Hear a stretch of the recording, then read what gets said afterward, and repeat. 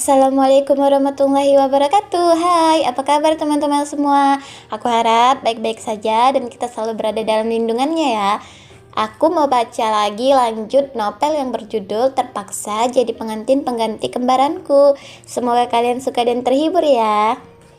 Setelah memutuskan untuk menerima tawaran Alea menjadi pengantin pengganti di hari pernikahannya demi anak yang dikandung Alea, Alena kehilangan selera makan dan bahkan semangat hidup untuk menjalani hari-harinya seperti biasa, sebagai penjual beraneka ragam bunga di toko miliknya sendiri. Pikirannya menerawang entah kemana. Pandangannya kosong menatap bintang di langit yang terlihat begitu indah dengan kelap-kelip cahaya yang ia pancarkan dan semakin menambah keindahan langit saat dipandang lebih lama lagi. Oh Tuhan, bagaimana ini? Apa yang harus aku lakukan? Aku tidak punya pilihan lain lagi dan terpaksa harus menuruti permintaan gila Alea. Jangan marah padaku karena aku telah mempermainkan perasaan Deb. Aku tahu selama ini aku menyukainya saat kali pertama aku melihatnya, dan malangnya dia tak pernah melirik aku sama sekali. Dia lebih tertarik dengan Alea, saudara kembarku. Tapi kenapa Alea begitu kejam mengkhianati cinta sucinya Deb, Tuhan? Lirih Alena dengan segala kegundahan di dalam hatinya. Astaga, ternyata kamu di sini. Aku mencarimu ke setiap ruangan di rumah ini, tapi kamu malah duduk santai di taman. Ayo ikut aku sekarang juga, ini penting. Ajak Alea menarik tangan Alena untuk ikut dengannya. Ada apa lagi? Katakan di sini saja, ketus Alena. Jangan di sini. Aku tidak mau jika sampai ada yang mendengar pembicaraan kita. Ayolah cepat. Kita tidak punya banyak waktu lagi, desak Alea menarik paksa tangan Alena untuk ikut bersamanya. Apalagi yang kamu inginkan, Alea? Ketus Alena terpaksa mengikuti langkah kaki Alea membawanya masuk ke dalam kamar tergesa-gesa. Sebelum mengunci pintu kamar, Alea menoleh ke kanan dan ke kiri saat ia merasa tidak ada orang di sekitar kamar mereka. Dengan cepat ia menutup kembali rapat pintu kamar mereka. Pakai ini, perintah Alea sambil memberikan gaun berwarna merah ke tangan Alena yang ia ambil dari gantungan baju dalam lemarinya. Gaun? Aku tidak mau.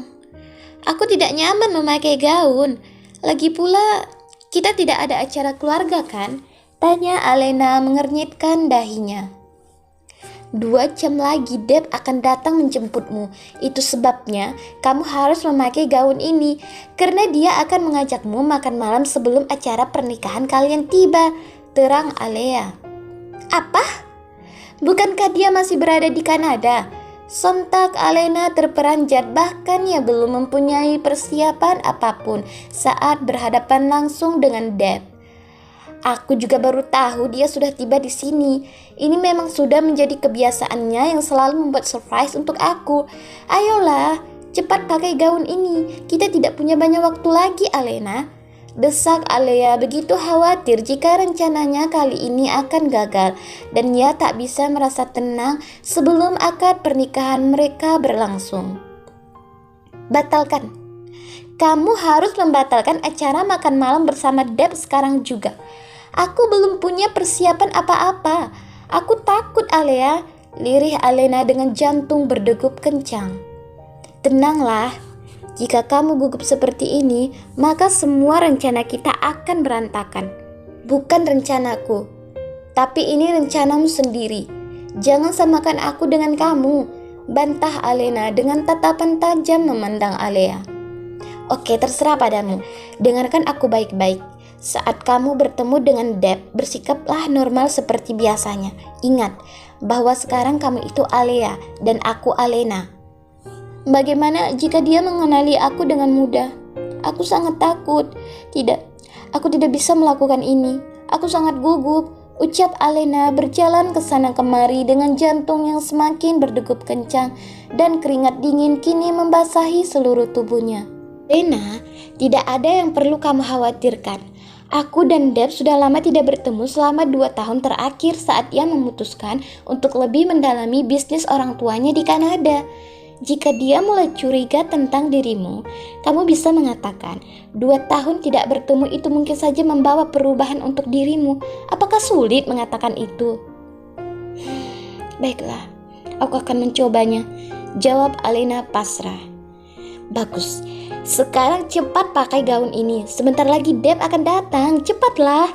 Mau tak mau, siap tak siap, Alena harus memakai gaun yang diberikan Alea padanya. Dan tak perlu waktu lebih lama, Alena selesai memakai gaun berwarna merah milik Alea.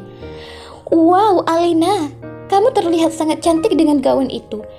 Aku sangat yakin Deb akan tergila-gila padamu malam ini. Puji Alea memutar-mutar tubuh Alena untuk melihat keindahan gaun yang ia kenakan. Apalagi yang harus aku lakukan sekarang? Tanya Alena dengan wajah masam. Make up. Kamu perlu sedikit polesan untuk terlihat lebih menarik, ucap Alea mulai mengambil beberapa make up miliknya untuk ia pakaikan ke wajah Alena. Aku tidak suka memakai make up, ucap Alena yang kini duduk di depan cermin. Apa kamu lupa? Kalau sekarang kamu adalah Alea, di hadapan semua orang termasuk mama dan papa, kamu harus memanggil aku Alena, mengerti? Bahkan aku kehilangan jati diriku sekarang. Setelah ini, apalagi yang akan kamu rampas dalam diriku, Alea? Ketus Alena menatap Alea dari pantulan cermin di hadapannya. Percayalah, aku sangat menyayangimu.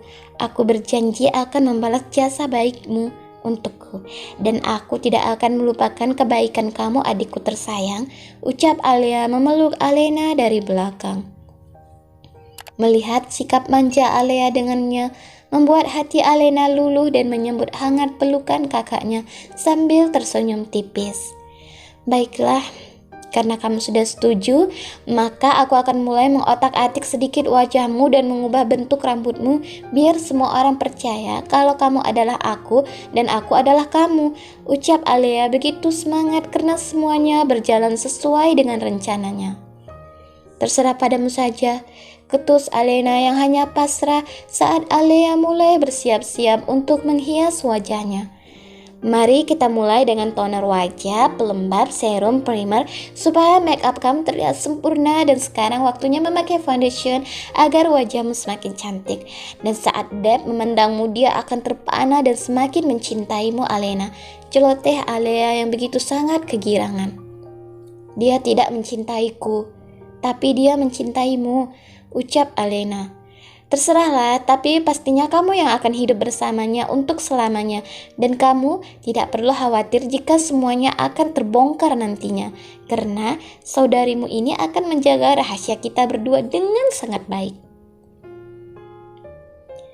Suara klakson mobil terdengar dari luar pagar rumah besar berwarna coklat. Tampak seorang satpam dari dalam sedikit berlari untuk segera membukakan pagar agar mobil yang berada di luar bisa masuk dengan mudah. Perlahan mobil tersebut melaju memasuki halaman yang lumayan luas dipenuhi dengan lampu taman sebelah kanan dan kiri sepanjang luasnya halaman tersebut. Saat melintasi satpam yang membuka pintu pagar untuknya, tak lupa pula ia membunyikan klakson mobilnya kembali dan mungkin saja ia mengucapkan tanda terima kasih. Selamat datang tuan, ucap satpam tersebut sedikit menundukkan kepala saat mobil tersebut berjalan melintasinya sambil memberikan senyuman seramah mungkin. Tak berapa lama kemudian, mobil yang baru saja masuk ke pekarangan rumah coklat tersebut lalu membuka pintu untuk keluar dari mobilnya. Sepatu kilat berwarna hitam terlihat jelas saat kakinya keluar menginjakkan kaki di atas tanah. Senyum kerinduan terpancar dari bibir tipisnya sembari berkata, "Aku sangat merindukanmu. Aku sudah tidak sabar untuk bertemu denganmu secepatnya."